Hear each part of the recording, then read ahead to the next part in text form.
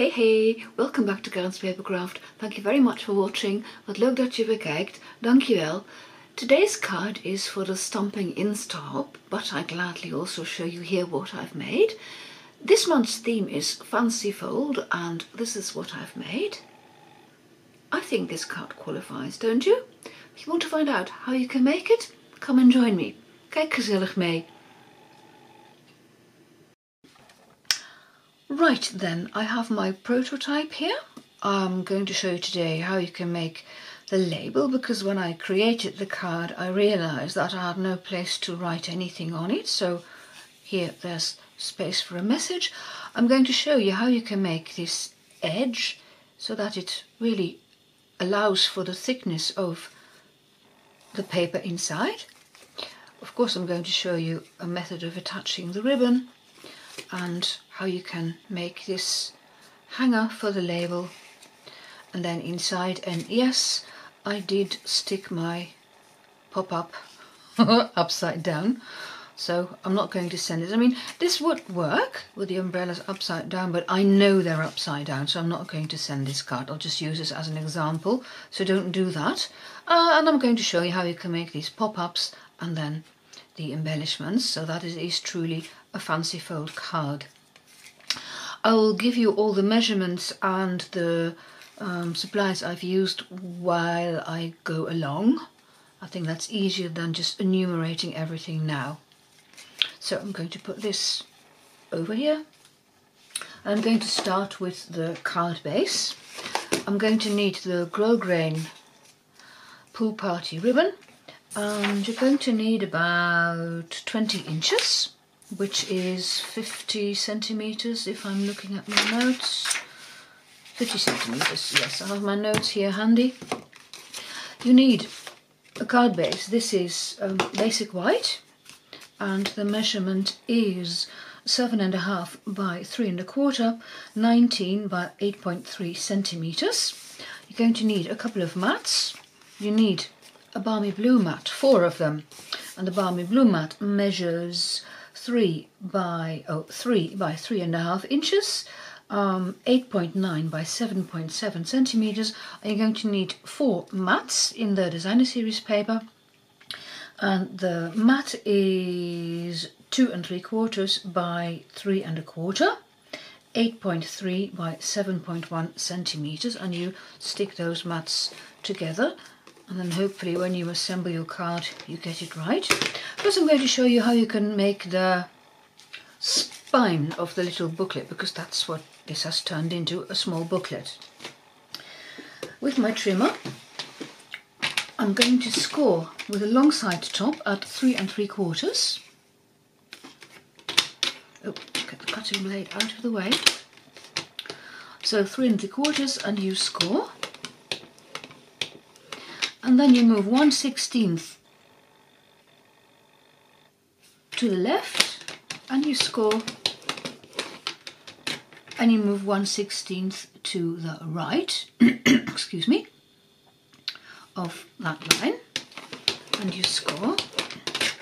This then means that when you fold it, it has enough space, so you put my trimmer away, excuse me. So you put the corners together, and then you fold it like that, and there's no need to use your bone folder because you want this spine to be thick enough to allow for the paper. Then the mats, I have already adhered 3 of them. As you can see, I'm going to show you how I did the 4th one. Easy enough. My normal method, some snail in the middle, and then liquid glue along the edges, so that when I put it onto the blue mat I can move it about, and when I'm pleased with all these edges around it I push down in the middle. It's stuck then, and then I can move my finger and make sure that all the rest of the glue attaches. And I'm going to look for the images that I like best, and that's this one and this one, so I'm keeping these for the outside. and I'm putting these two on the inside because part of the mechanism is going to be on top of that. So I'm going to adhere all these mats to my card, these two in the middle, and then the other two on the outside. Same method, snail in the middle and liquid glue around it.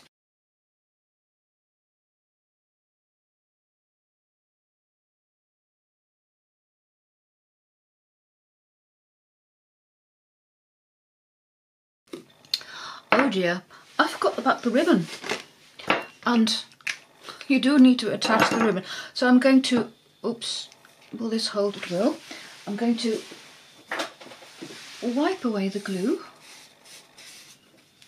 It will still be sticky, but that's not that much of a problem, because first you're going to attach your ribbon, and I'm looking for the middle of my cardstock. 1, 2, 3, 4, 5, 6, 7. 1, 2, 3, 4, 5, 6. So you have to move a bit down. There we go.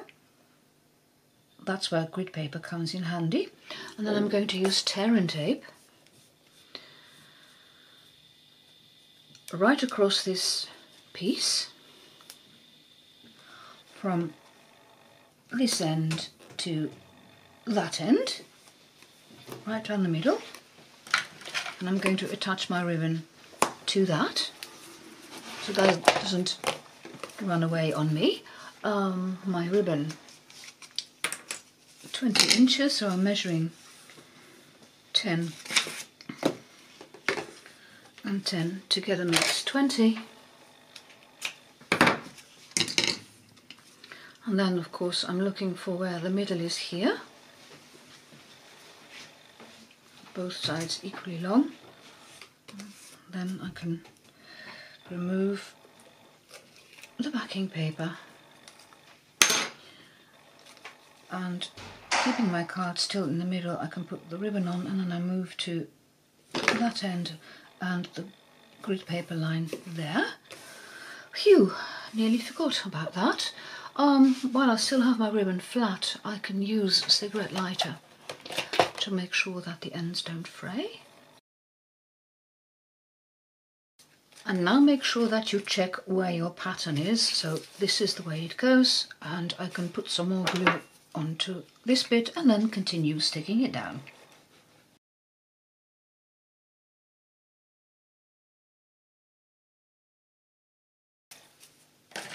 So that's the card base, and you can see because of that fold there's plenty of room inside for all the paper that you're going to stick in. So I can move this over a bit, and then I can show you the... This is not what I want. Ah, here they are. The pop-ups. This is essentially what you're going to make. 3 of them. And you use a piece of the designer series paper for that. This piece, you need 3 of these pieces, and the designer series paper, I have to turn over my notes now. Sorry about that. This is 4.5 by 3 inches, so you need 3 of those, and I'm going to show you how you can fold these. So I'm putting them back in my box, keep them handy. I'll show you, by the way, how you can cut the designer series paper, because this paper has the directions. It's important that you cut it in the right direction. So I took the paper, and then first I cut off the 4.5 piece, and then you can cut that into, well, 4 pieces. Actually, you have 1 piece left, so that's the way to cut it. Am I making sense? I'll show you my notes. See, this is the one that you want. So this is the 12 by 12. First I cut off a 4.5 piece strip, and then you can get 4 3-inch strips out. Saves paper. If you have paper where there is not a pattern that matters, you can cut it any way you want, but I thought with the raindrops it's important to get them right.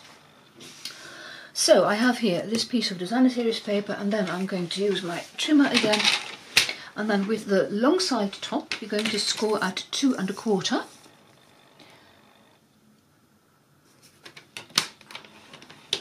Go over it gently a couple of times, because this has this shiny pattern on it. It's a bit thicker even. So then you fold that piece in half, so put the corners together and fold, and then with the folded side top, so like that, put it in your trimmer again, here at 1.5 inches, and then you're going to cut down to 1 3/4 inches, and that is why I've put this blue mark on the ruler, otherwise it's a bit difficult for me to see. So I'm cutting down through 2 pieces of designer series paper, so go slowly until the 1 3/4 inches. Oh, I forgot about the Dutch measurements, didn't I? Okay. You score with a long side top at 5.7 centimeters. You fold, put it at 3.8 centimeters and cut down to 1 3/4 inches. How much is that? Hang on. I don't think my notes are right.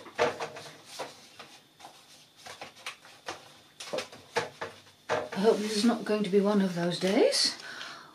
Oh, 4.5 centimeters, so 4.5 centimeters, right. Then you have your piece like this. You put it in with the cut edge to the left.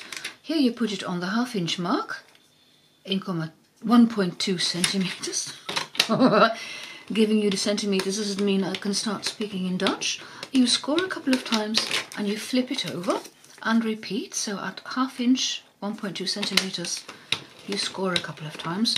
Those 2 extra score lines make it easy for you to fold it. This is what you have now. There's a pattern and you want your raindrops to go that way. So first I'm going to fold up these 2 score lines and making them a bit straighter than I have. It's not as easy to fold them because of the stuff that's on the paper that makes it shiny. Okay, this is what you have now, and then you're going to fold the top bit back. So to the back, see, and then it folds in naturally. You can reinforce the score lines if you want to. And now you have 3 pieces. You can see that at 2 of the pieces I've put tear and tape along these 2 little edges. With that one it's not necessary because you're going to attach it to the pieces where, hang on, I'm trying to get it right. It's just, no, I'll not say it again, it's just one of those days. See? So I'm going to attach this one on top of that one and do that to all the pieces, and I'm putting excuse me, some liquid glue on the other bits. So just checking if I have my raindrops right. Yes. Okay, corner to corner, one corner and the other corner, and there we go. And then of course you want glue only on the top bit, so that's there.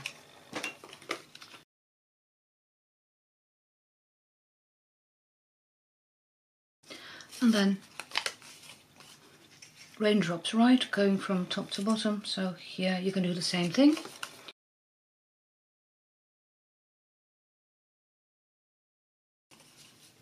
And you see, this is what you have now.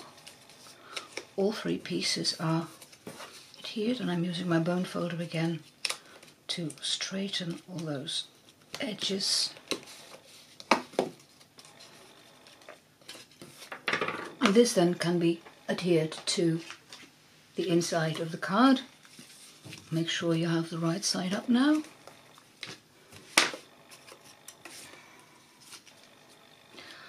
So you put it in, and I'm checking, excuse me, this dratted flu keeps playing up. It's almost 3 weeks, well 4 weeks almost, that I caught the flu, but oh well. So what I did was I just wanted to make sure that you don't stick it too far into this fold so that it won't be able to fold close. So this is okay, so I'm keeping it there. Then I remove the backing paper of this edge first of all, hold it down and move that end over. See, now it's adhered, and then you can do the same thing here. That's the easiest way to do it, I have found. Let's just fold it, hold it, hold it and fold it. There we go. Easy. And, oh, well, I've discovered something new. Right, I didn't put glue there, but you don't have to. Ooh, look at the difference. I think it looks even better. Oh, wow, okay. No glue there. This looks great. Okay, a discovery while filming. Yeah, okay. Now then, the embellishments of the little animals. And I used the designer series paper.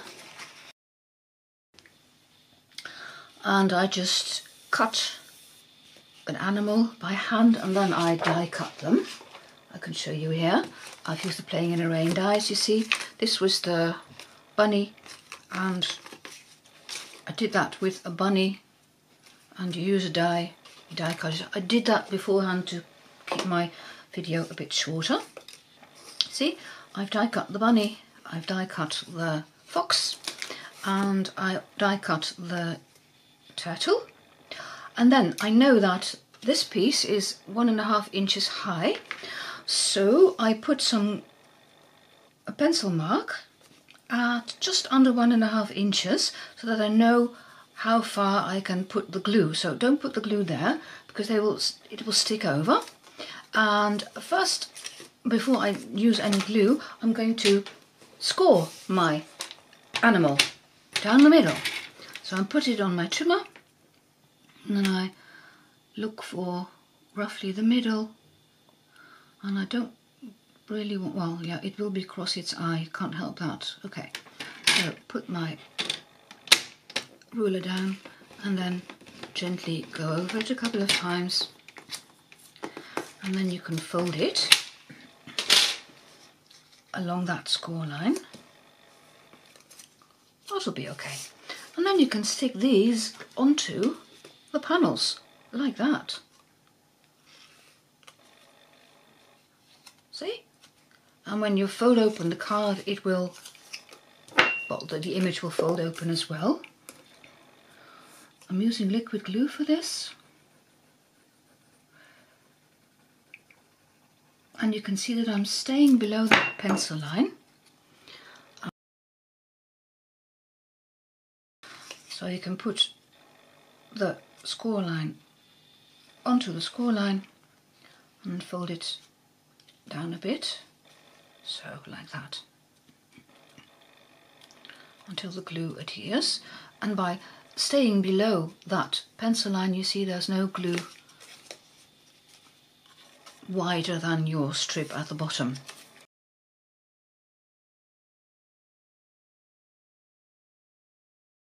Oh, looking good. And the bunny. Last bit. Oh, after that I will show you how I made the label, because as I said before, there's no room on this card to write anything down, should you want to. Or you could add a piece of paper with your wishes to the envelope, of course. That's an option. Oops.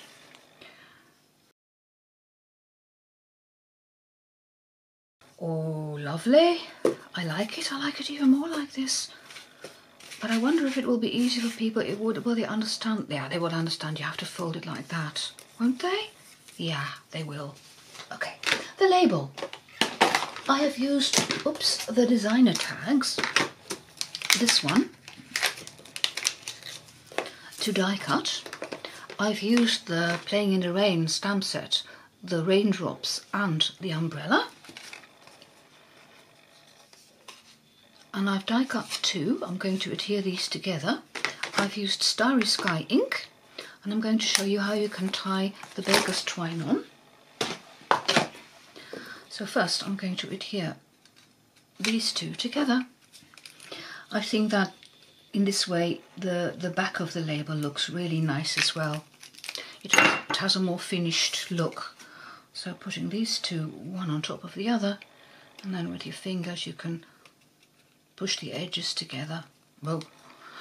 See, that's the joy of liquid glue. It will move as long as it hasn't sufficiently dried, but I was lucky I could still correct that. Okay, the baker's twine, you need about 8 inches. Now 8 inches is plenty, I know, but you want to be able to tie it comfortably. So that's why I'm taking a slightly longer piece, fold it in half, and then you push it through front to back, or back to front, whichever you like. I'm going to do it back to front, yeah, because I want the loop to go over along the front. So back to front, and you pull it through that loop. See, now you have this loopy bit on the front, and now you're going to tie a knot just around my finger, because I don't want that piece to be too long or too short, but you do need this bit because you want to be able to maneuver the baker's twine. And then I'm going to pull, and I'm going to pull towards the bottom, see, so that this bit doesn't end up too long. So I'm pulling with this hand and I'm pushing down with the other hand, and then you can snip off the excess. Well, it's not too much, but I think that's a lot. I usually try to save on that. Okay, then you can, oh, will I don't, well, I like it better than this, but people will have to understand that this is, well, if you don't like that look, you can put some, or you could put a mini glue dot under, couldn't you? What shall I do? Like this?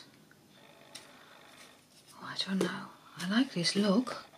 Oh, people will understand that I have to push it together like that. They will. They're not idiots, I hope. Okay, the front ribbon, you pull through that loop that you've tied,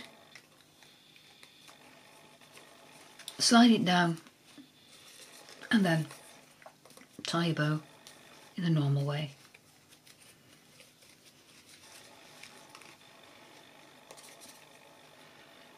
So left over right, pull it through, and you have a pretty card, which is the right way up. And you decide whether you want to stick that spine bit down or not. That's it for today. Don't forget that through my Instagram, Karen's Papercraft, you can see what the other hoppers have made. Thank you very much for watching. Dank u wel voor het kijken, and see you next time. Bye bye. Tot ziens.